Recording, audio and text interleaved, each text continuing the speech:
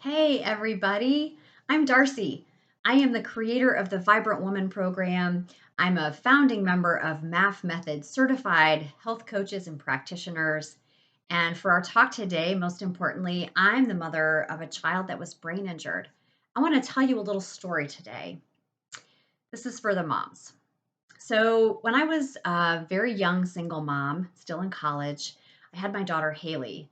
In the middle of the night, one night when she was about 12 days old, she came down with a fever of 100 and almost 104 degrees. And we had to rush her to the emergency room in the hospital. She was whisked away from me, given a spinal tap, and brought back later, stripped down, covered with wires and tubes in an incubator.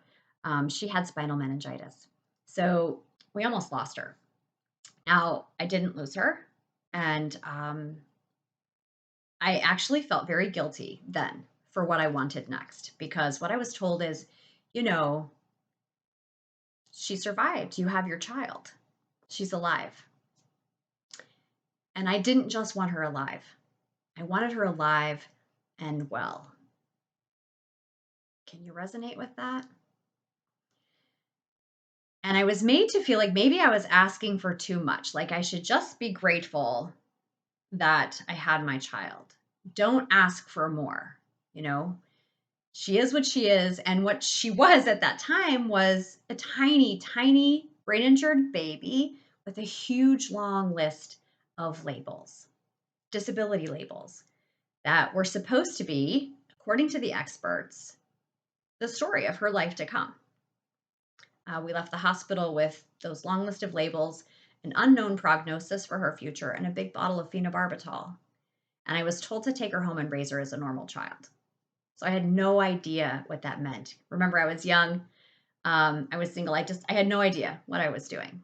So, along that motherhood journey of mine, I made a lot of mistakes and I made a lot of decisions and, actions that I regret. Like all human beings do, we make mistakes. Mothers make mistakes. It can be a really bitter pill to swallow as a mom to be able to admit our mistakes because we are mothering in a villageless society in a culture that has unreasonable, idealistic expectations for us that we tend to internalize and take on to ourselves, right? So I was not a perfect martyr mother. I did not love my child all the time, completely unconditionally. I did not love everything about her. It was hard. She had, disabilities that I did not want her to have. There were certain things I could not accept about her. So I struggled with that. One of the things that struggle drove me to do, I'm actually very thankful for. I did not want to live, I didn't want her to live with the limitations of those disabilities. So I uncovered every stone until I found a program of neurological rehabilitation that actually taught me how to help Haley's brain grow, heal, and catch up. I'm very proud and delighted to tell you she is a successful independent college student today at a Big Ten university. Um, but here's why I'm telling this story. There were many places on that journey along that path that I really had no one to turn to because nobody was wearing my shoes. Nobody else was Haley's mom. Nobody else had that instinctive, intuitive connection to what was going to be right for her. Only I did.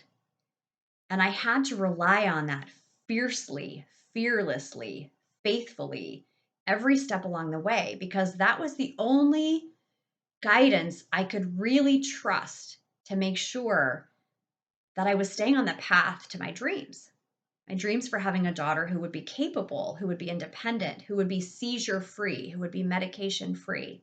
Now, none of those things were guaranteed.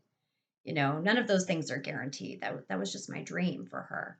And achieving that dream meant that I really had to stick firm to what I believed and that I had to believe in the power of that, what was coming from inside me, more than I believed in anything else. Now, don't misunderstand me. That doesn't mean more than I believe in science. No. But there was once this doctor. So they're, growing up with a seizure disorder and a brain injury and all kinds of, these labels, even through this journey, even though we were working to repair her brain so she could outgrow these problems, there were still lots of doctor's visits, and insurance, disability paperwork. Like there's so much red tape. There's so much. And you special needs moms out there, you feel me. I know you do. There's so much that we have to manage, not just the kid and whatever, handful of problems and frustrations that they're having, that we're having, but you have to manage everything else around this. It's a big, big job, right?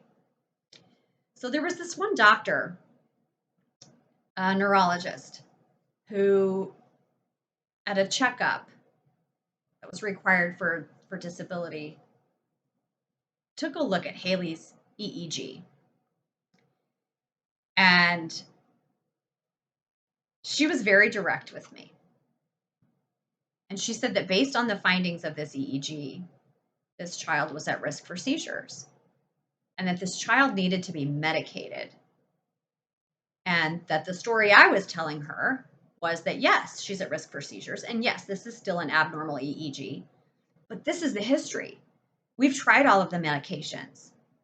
The side effects of those medications were worse for my daughter than the seizures themselves. Plus, she was having fewer and fewer seizures because of this really paradigm shifting, effective, holistic treatment that we were pursuing full time, like full time and a half. So she was making progress, and the medications had stopped some of that progress. They were keeping her from her growth and toxifying her liver. So I asserted to that doctor that I felt that the care Haley was getting was the best for her and that these were my decisions. And I was actually told by this professional in her white coat with all of her expertise and all of her training, and she was very well intentioned, of course, and she wanted what was best for my daughter. It's just that she didn't get to make that decision because she only had this one little window, this one little snapshot into the situation, the test results. And yeah, they were abnormal. Her brain wasn't completely healed yet.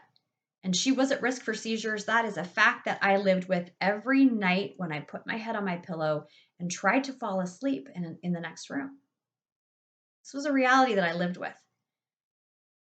But I had chosen this path that I felt was going to give Haley the best future. And we were having success and we were eliminating the medications. This doctor looked at me and told me that I was unfit to be Haley's mother, and that if it were up to her, my daughter would be removed from my care and placed with adults who would do the right thing for her.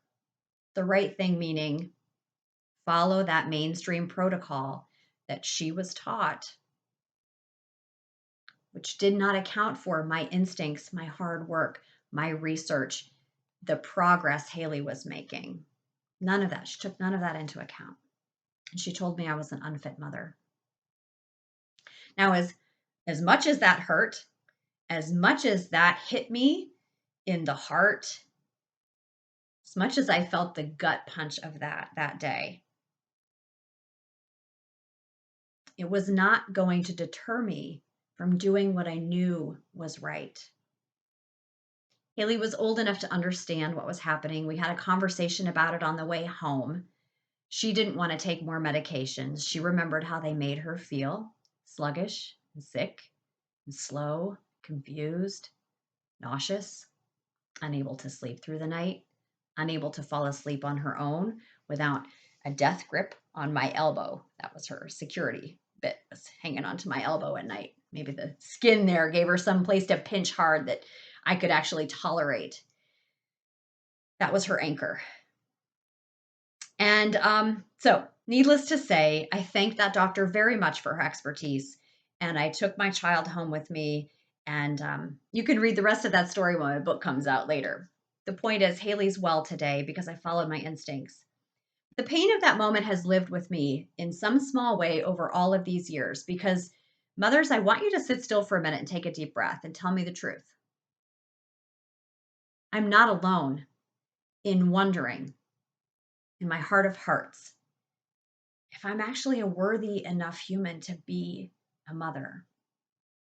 Am I a good enough mother? Am I good enough? And that hurts. And there's shame in that. Shame in admitting it, the pain of feeling that. And this is what our society is doing to mothers in big ways and small ways, direct ways and subtle ways. They're making us question ourselves and our instincts. And we don't need to do that. We don't need to do that anymore. So I've been inspired to create an event for mothers Saturday, May the 7th. We're going to meet together. It's a free event. I want you to follow the link and come sign up for this event. You can learn more about the details when you get on the list. I'll send an email and share the details with you. But here's the theme. This is a space for mothers to come together to tell the truth of their mothering experience, to be listened to be held, to be believed, to be heard, to share some of these things that, we don't really want to share. I was ashamed that I was not a good enough mother, and I was ashamed for feeling like that. And I feel ashamed to even admit that I thought that of myself. But I know I'm not alone. So, if you can resonate with that, if you want a chance to finally be heard, if you want to tell the truth about your mothering experience, and if you want an audience of other mothers who will support you in knowing that you can trust your heart of heart instincts and let go of a little bit of that shame, then I want you to join us on Saturday, May 7th. I can't wait to see you there. The link is here. Come sign up, and we'll see you there.